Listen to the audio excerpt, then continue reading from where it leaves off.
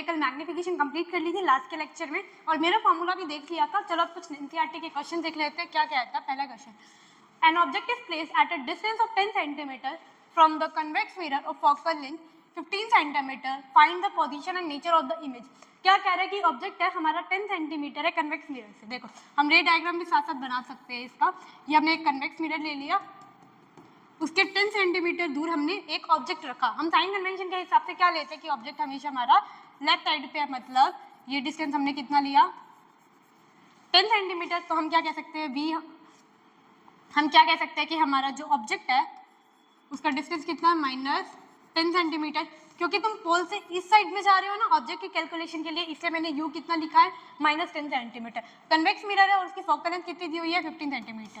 ये convex mirror ऐसे पूरा होगा, उसका फोकस पीछे लाई करेगा, मतलब पोल से फोकस तक के डिस्टेंस। ये हम किस डायरेक्शन में जा रहे हैं राइट साइड में, तो हम कैसी लेगी पॉजिटिव। तो फोकल लेंथ कैसी हो गई +15 सेंटीमीटर। चलो मिरर फॉर्मूला लगाते हैं। मिरर फॉर्मूला क्या कहता है 1/v + 1/u is equal to 1/f। अब वैल्यूज पुट करते हैं 1/v, u कितना है माइनस का 10, तो 1/u है तो -1/10 इज इक्वल टू 1/15। ये माइनस का 10 है, उधर जाके क्या हो जाएगा प्लस का 10। तो देखो क्या आता है 1/v इज इक्वल टू 1/15 + 1/10।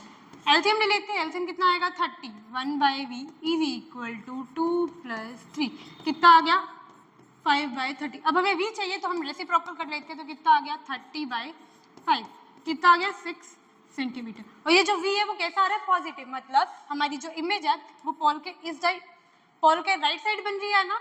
तो हम क्या कह सकते हैं कि हमारी जो इमेज है वो कैसी हो गई फिर virtual and erect behind the mirror.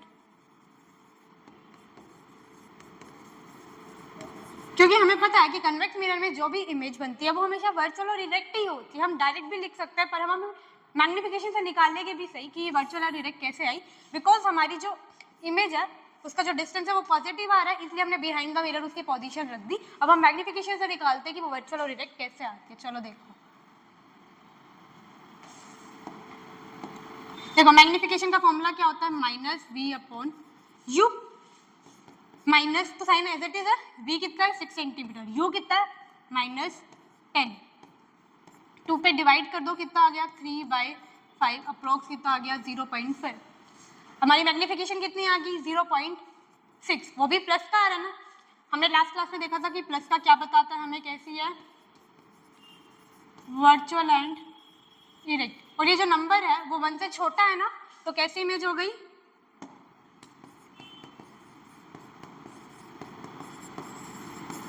Diminish. तो चलो नेचर पूछा है ना इसे, पोजीशन एंड नेचर। पोजीशन हो गई बिहाइंड द मिरर और नेचर के लिए हमारा हो गया डिमिनिश एंड वर्चुअल और इरेक्ट। ऐसे ऐसे न्यूमेरिकल से आते हैं तुम्हारे एनसीईआरटी में। नेक्स्ट न्यूमेरिकल क्या कहता है, the magnification produced by a plane mirror is +1, m is equal to +1। ठीक है, प्लस साइन हमें क्या बताता था कि कैसी इमेज है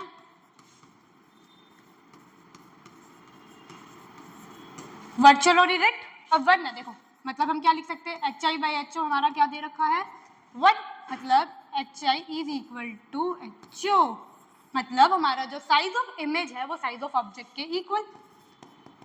size of image equal to size of object. Second हम लिख सकते हैं -v/u इज इक्वल टू +1। देखो हमारा जो u होता है ना वो हमेशा हम नेगेटिव लेते हैं, तो माइनस से माइनस कैंसिल, तो v कितना आ गया u के बराबर। v is equal to u मतलब इमेज डिस्टेंस और ऑब्जेक्ट डिस्टेंस दोनों बराबर है, तो हम इससे क्या लिख सकते हैं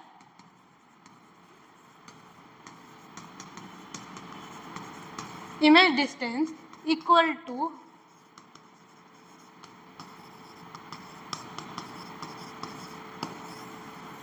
देखो इस मैग्निफिकेशन के साइन से हमने बता दिया कि वो वर्चुअल और इरेक्ट है। 1 से हमने बता दिया कि एक तो उसका साइज इक्वल है, मतलब height of image height of object के इक्वल है।